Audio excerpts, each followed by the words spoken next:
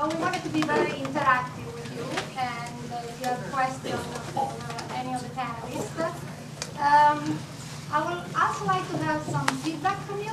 I know you all have pen and papers. If you can write down on a piece of paper what do you think are the 2 or 3 biggest obstacles in your own experience, in your research, in your work, you find in communicating information to the public. If you can write it down and leave it here, that would be great, and I will collect them at the end of the panel. So maybe we can start with a question from the public. My question is to Ken. So how do you establish trust with this community? Because in a day with TMZ and all that other junk out there, so as a journalist, how do you establish trust so that you're not going to spin something that these guys give you? And how do these guys know to trust you? So did everyone hear the question? Is this on? Everyone hear the question is how do I establish trust, or how would you learn to, how do I? Both ways. Because I mean, I think what might be more helpful is how do you know who to trust? Yes. Maybe is that a better question? Yes. Okay. So, I mean, not all journalists are equal, right? And it's always better when you can have somebody who knows a little something, right? That's just helpful. But that's going to be less and less common as we become more generalists and such. And we shift from sort of staff jobs like I've had, where you're paid to go out and learn out stuff, and more freelance-based, where you have people running around. I mean, you can have specialists who really figure things out and write about science and such, but it's tricky. I mean, one of the things you can do is you can background somebody if they're, Google is amazing. You can find a lot out about somebody very quickly, and sometimes tables are turned and people want to write about me, and I'm like, who are they and what's going on? And in in 5 minutes I can learn an awful lot about this person. I recommend you do that. If you're caught off guard or something, and you're thinking, what does this person really want? Why are they asking me this question? You could say, hey, can I call you back in 5 minutes? I mean, I think that's legitimate. If people are on deadline, you should be respectful of that, because we're sort of like a caravan. We're if we're on deadline, if Todd isn't returning my call or says I'll get back to you in an hour, and I've got a deadline in an hour and 15 minutes, well, sorry, Todd, I'm going to find somebody else. And it might be somebody who's your arch rival in in a field, and that's who's going to get quoted. So, but I think I think just by the tone of the questions and things, you can find out a lot, and one story begets another, and you pretty quickly know who does their homework and who doesn't. Does that help? Other question? I think following on that same question, I think that Don't put your hand over it like that. That'll make it feel why don't better. I just try to yell? That's from that. Many of us, I think, have had experiences where we have been interviewed for a story, whether it's for print or television, and the story was not the one that we thought was going to be told, and it's certainly not the one that we told. And I've gotten to a point where I would love to have some sort of review possibility after this thing is put together, and we never get that. I think that makes some of us somewhat reticent about sharing with the popular media. How do you deal with it? Or how should we deal with it? Okay, so the question was, for those who didn't, was a question about pre-publication review, and how can we trust but verify, basically, right? Is what you're asking. So it depends on different places, but most newspapers, and mine included, just forbids basically pre-publication review, and the reason is that if we give that to you, then all of a sudden you're going to have the White House Director of Communications demanding the same treatment, right? And so our lawyers say this has got to be, kind of a thing. And so it's very different than the scientific literature, where things are farmed out, and and too often, I mean, an awful lot of times, as even the sort of sniping that goes on in the review process gets back to the author. I mean, it's pretty amazing. But part of it also for us is simply speed. It's like, well, what point would someone be able to review? Now that said, I think what's important is that, again, it's a difference in time scales. I mean, you folks will spend 2 years, 5 years, I mean, a long time publishing a paper. We get it, and we have a couple of hours to digest, report, and write. Now, that's not always the case with embargo, but we have to move fast. What I do is, and what I appreciate when news sources, they say, look, if any other questions, if you're wondering how, whether it's this or that, it's very often just in the writing you can get things a little bit wrong. Just say, call me up, and here's my cell phone, you can call me, whenever.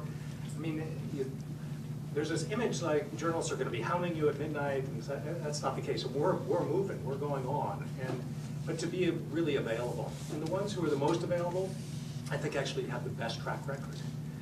And the worst thing to do is say, I'm just not going to return the call. And that's when, quite honestly, that's when you often get the least favored outcome. If I may add Yes, a little to that. Bernardo was spent how many years in the news business? About 20. Yeah, so he could jump in on these.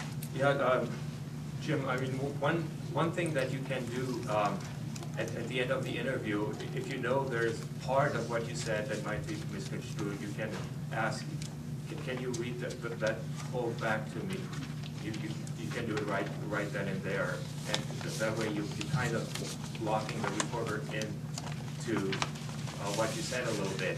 But there's, especially with newspapers, it's not so much with TV. You have letters to the editor, and if you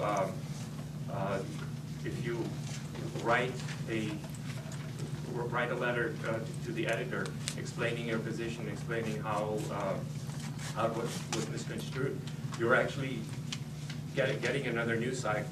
So your message is out there twice, and it creates a dialogue, and the paper might even publish a retraction or a correction, which also happens if you show them that a significant error was made. I mean, all journalists try to do the best job they can, and mistakes slip in, but they also try to correct them. Let me just reiterate that for the LA Times, for instance, anytime, I mean, we live in terror of making mistakes. Now, we make them, right? And we run corrections every day in the paper. Fortunately, very few for me. I'm pretty anal about all this. But if I get a correction on an article, it shows up in our archives on the top of the story. And that's the last thing you want. Anytime someone's looking up, it's got a big correction on it. We really try to get things right. Now, that's not every journalist in every instance, and there are a lot of folks who don't care as much. But, if you should call someone out, and I think Bernardo has a very good idea, if you're wondering whether the person on the other end of the phone or something is getting it or not, say, what do you understand this story to be? Or what can you explain to me in your own words, how do you see this concept? And you can listen to it, and that's how they're formulating. And you say, well, you've got that pretty much right, but you're missing this part, or maybe, just turn the axis 13 degrees that way, or whatever. I mean, we're just trying to synthesize as fast as possible and as accurately as possible, and you could help in that process. This is a collaboration, not necessarily a butting heads. I'd like to just one more thing on that, super quickly. So when we started the Voices in the Sea project, we had that same problem in mind, that we didn't trust another entity to be able to translate the message for scientists. And so working through this process, what we did was we gave every researcher a chance to write a 30-second statement. And it really didn't take long. I mean, it took maybe, we'd sit down for an hour or an hour and a half, something like that, 30-second to 60-second statement. And every single researcher was able to encapsulate the work in that, one page or less. I don't know, maybe it'd be helpful to try having some of those ready. I don't know if you actually write some of those ahead of time. I mean, I think preparation is key. And if you, in your study area, and this is something that Nancy Barron preaches in all of her seminars, is to be ready, basically. Figure out those good analogies that explain your work. Be ready with a little, almost a little cheat sheet. Practice makes perfect. I mean, none of us are natural communicators.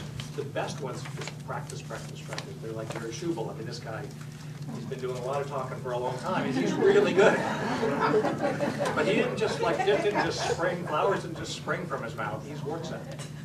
I get you for an aging comment. Well, I do wish we had a commercial news television representative on panels. Because I think that much of what you're saying just simply doesn't apply to, you know, this afternoon interviews for 5 o'clock news kind of push for news. You want me to dish on TV too? I will. I can't watch it. Is there a question in the back? Yeah, it's one of the themes that I'm hearing through a lot of the talks in terms of simplifying. And it goes to how do you suggest we communicate uncertainty? The devil for a lot of us is in details. And that message can come across in sort of the telephone game to, you know, that researcher is much more certain about this, or this story is much more rock solid than we feel it is. And it goes to credibility. How, with that translation process and that simplifying process, what are the suggestions for getting that uncertainty across as well? Or is that important? I mean, for us, it's important. But in the public, I mean, I get a sense that it goes towards credibility, it goes towards maybe understanding the issue. If you guys just address that. Happy to. I will start, certainly. In all of the exhibits that we do and the programs, we do try to stress there's uncertainty. We live in a probabilistic world, not in a deterministic world. And it's important to get that across to the public, because I think otherwise they can misconstrue when scientists talk about predictions, that they're not probabilistic. And this comes up all the time. Climate change is a good example. And extrapolating trends is always a dangerous thing to do, but the level of danger goes down depending upon how much inertia there is behind these trends.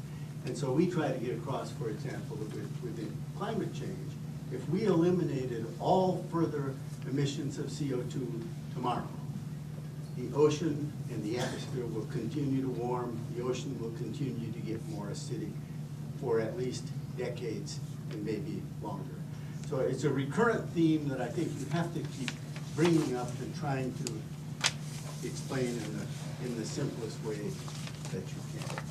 It's not something you mention once and walk away from. I'll take a stab at that too. Just my job is one of translation to the general public, right? And I know you're trained, you know, basically to caveat things to death.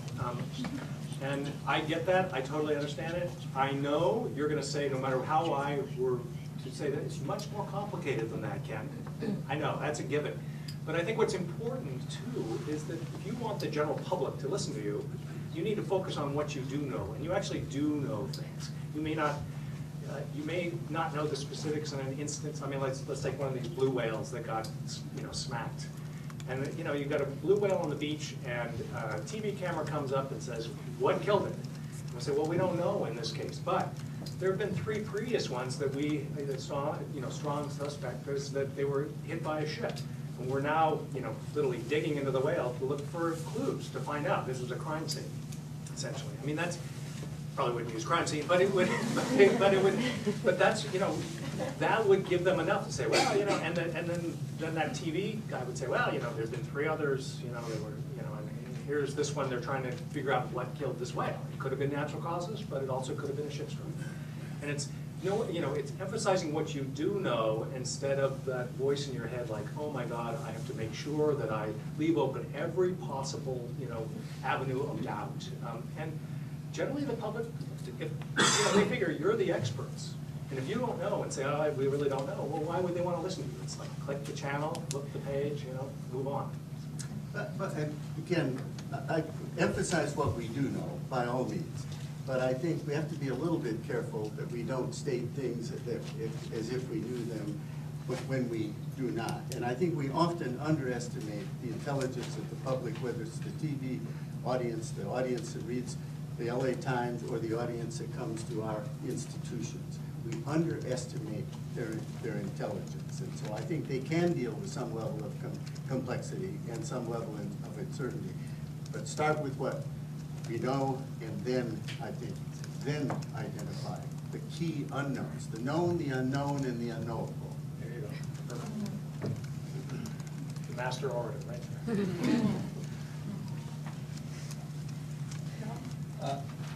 The question I was going to ask, and I think it sort of relates to what Jerry and points Ken were making too, that I struggle with in a media story is the desire often to, by wanting to personalize it, they focus it on a single individual. And if you're used to working in kind of collaborative groups, the thing I often worry about with media coverage of something we're doing would be when it focuses on that one individual, it kind of fails to represent the collaborative, more inclusive nature of the other people involved. And I guess I'm sort of looking for advice of how to address that desire to personalize, and make it an interesting story to the individual, but not how do you preserve that? Because often I know the media wants to, we got the #1 expert here on this issue, and it's in their interest to represent that as well. But then, the worry is there are a dozen other people that are involved working with you or working on other projects, and they're going to go, hey, it's a story that involves me. This guy's on an ego trip, and he's the only guy doing this work. But that's, how do you address that need to personalize versus including the multiple cast of characters? Sure. Yeah, I think you have to be careful about it. I mean, you want to be able to both make it so that people understand this character and make it so it's a compelling character, but also obviously say that this isn't just that person, that this is a group of scientists who are working together to solve these problems. And I understand your point. I mean, that can be really tough to try and have 5 or 6 scientists and get to know them in a very short time period. We have that issue as well with our 40-minute films. They're only 40 minutes. You can get to know maybe 2 or 3 scientists, but it's hard to get to know 8 or 9. There isn't just one expert in the field. A lot of what we do is we'll work with a team of science advisors who all play a role in creating the script, but we may not focus on all 10 or 9 in the actual show, in the actual film. But you're right. I mean, egos can become an issue as well. So it's a dance.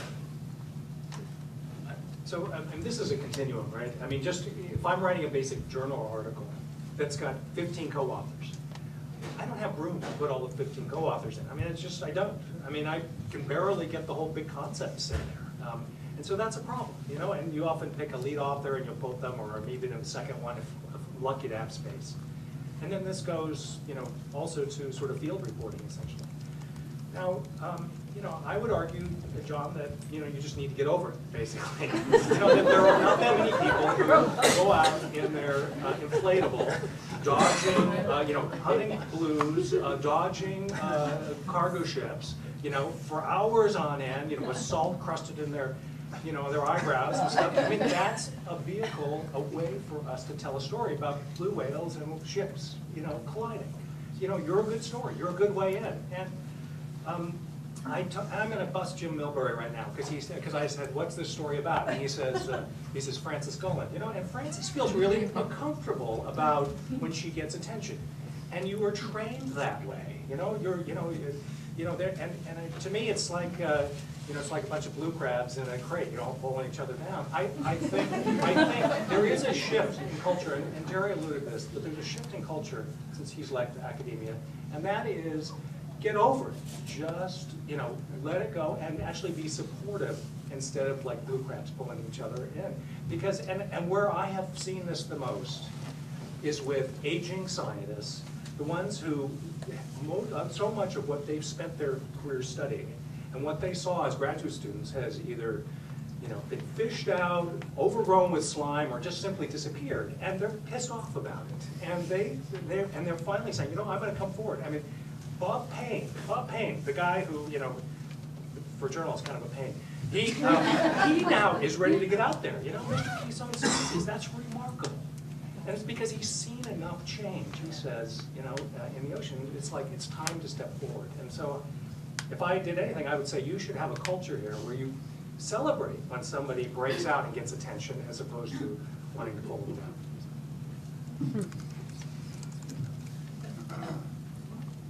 I'm just wondering if, because public perception is having the same good scientists actually is useful for the public. You know, when you think sharks, you think Barbara Block. When you think killer whales up north, you think Ken Balcom. It's sort of like these scientists become the spokesperson for their species or the issues, and so it's almost easier for the public to digest, like, oh, well, there's John talking about blue whales and ship strikes again. It's almost as though it becomes a familiar face. So, John, I appreciate so much what you're saying about wanting to give credit to other people, but you sort of become the face of blue whales in this issue, even though you're working for other people. I'm just wondering if is that just my perception, or if the other people might think that's part of creating this image, of creating spokespeople for issues and species. John can become the Brad Pitt of the...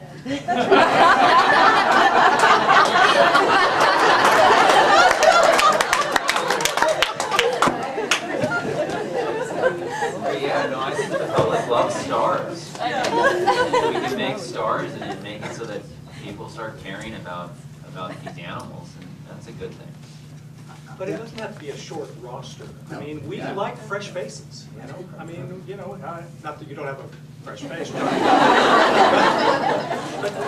I mean, he doesn't have a monopoly. He doesn't necessarily have to be, he doesn't have to be the only blue whale spokesman, you know? I mean, you know, Michelle Berman's doing great work, you know? I mean, she's interesting, and, you know, she's willing to get up there and, you know, dig in with her knives and things. I mean, there's a lot of, there are a lot of people out there, and in fact, sometimes when you have a newcomer, it becomes exciting. So I suggest you try it on for size.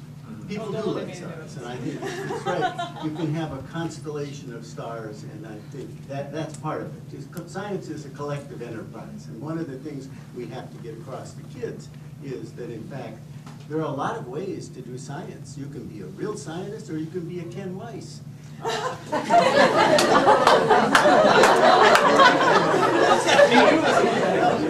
Science, that's one of the wonderful things about science. You can go into journalism, law, you can use this knowledge. Having the stars can help focus, but I think, as you say, having more stars is a good thing to do. And you want to pick stars very carefully. There are some people who haven't helped our causes, so you want to be careful when you pick the stars. One more question? I saw a hand up somewhere. There you go, Ann. You guys have talked a lot about simplify, simplify, simplify. The conservation world is full of nice simple metaphors, saving being a big one. But I think that the problems that conservation is facing right now are a lot bigger than saving one animal or one species. It's bigger. So how do you simplify what's basically a very complicated message? I'll start with that, but I'd be interested. Yes, I agree. That's why I quoted Andy Redfin in his comments about woe is me and shame on you.